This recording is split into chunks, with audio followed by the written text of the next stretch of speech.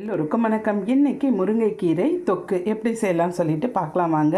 நல்லா முருங்கைக்கீரையை இலசாக எடுத்துக்கோங்க. எல்லாம் தள்ளீராக இருக்கணுங்க. நல்லா அப்போ தான் டேஸ்ட்டாக இருக்கும். முத்தலான கீரை வேண்டாங்க. இப்போ இதுக்கு தேவையான பொருள் என்னன்னு சொல்லிட்டு பார்த்துருவோம். கடாய் வச்சு நம்ம கேஸ் ஆன் பண்ணி முதல்ல வறுத்து எடுத்துக்க வேண்டிய பொருள்லாம் என்னன்னு சொல்லிட்டு பார்க்கலாம். கடுகு, மிளகு 1 ஸ்பூன், சீரகம் 1/2 டீஸ்பூன் வெந்தயம், தனியா 1 2 ஸ்பூனுங்க. இது எல்லாமே நம்ம வறுத்து எடுத்துக்கலாம். பொடி பண்ணி இந்த தொக்கு நம்ம செய்யும்போது லாஸ்ட்டாக போட்டு இது இறக்கணுங்க.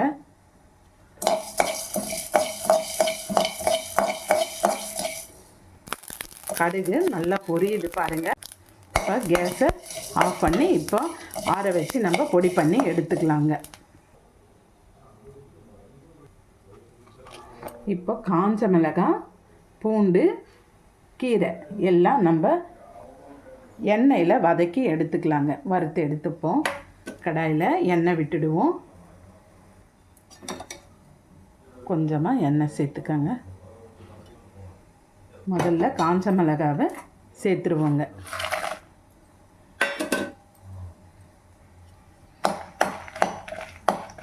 நல்ல மிளகாய் கொஞ்சம் செவந்து வரட்டும். அது கூடவே ஒரு 10 பல்லு பூண்டு சேர்த்துருவாங்க.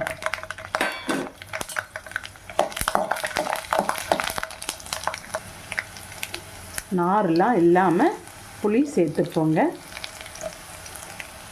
இப்போ கீரை சேர்த்துருவாங்க.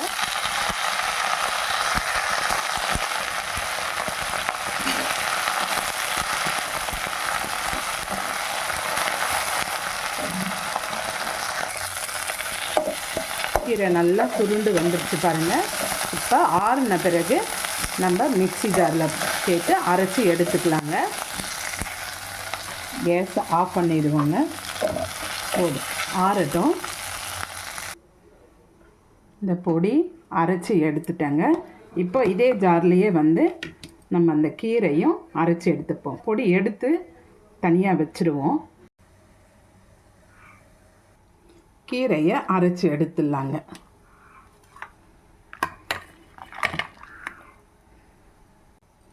கொஞ்சம் கல் உப்பு சேர்த்து அரைச்சிக்கலாங்க. பாருங்கள், இந்த மாதிரி நைஸாக அரைச்சி எடுத்துக்கலாம். கடாயில் எண்ணெய் விட்டுருவோம்.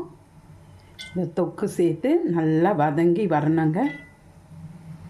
நல்லா சுருண்டு வரும்போது இந்த பொடியை போட்டு நம்ம இறக்கிடணுங்க.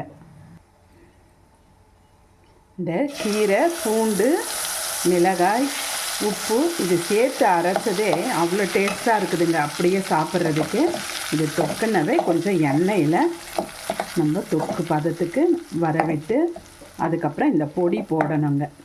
நல்லா அருமையாக இருக்குங்க. நீங்கள் கண்டிப்பாக ட்ரை பண்ணி பாருங்கள். சாதத்தோட இட்லி, தோசை, சாதத்துக்கு தொட்டு சாப்பிட்டா அருமையாக இருக்கும். போட்டு கலந்து சாப்பிட்லாங்க சாதத்துக்கு. நம்ம தண்ணியே சேர்க்கலைங்க. இந்த எண்ணெய்லாம் பிரிஞ்சு நல்லா வந்துருச்சு பாருங்கள். இப்போ இந்த பொடியை போட்டுருவோங்க. கடுகு தாளிப்புக்கு போட வேண்டாங்க. நம்ம கடுகுலாம் வறுத்து போட்டுறோம் இல்லைங்களா, இதுவே நல்ல மணமாக இருக்கும். அவ்வளோதாங்க. தொக்கு ரெடி ஆயிடுச்சு. உப்பு, காரம் நல்லா உரப்பாக இருக்குதுங்க. சூப்பராக இருக்கும் டேஸ்ட்டு.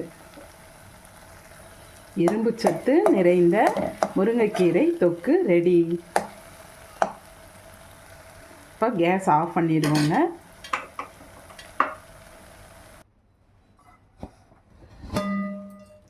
சுட சுட இட்லிக்கு தொட்டு சாப்பிட அருமையாக இருக்கும். நான் இட்லிக்கு தாங்க செஞ்சுருக்கேன்.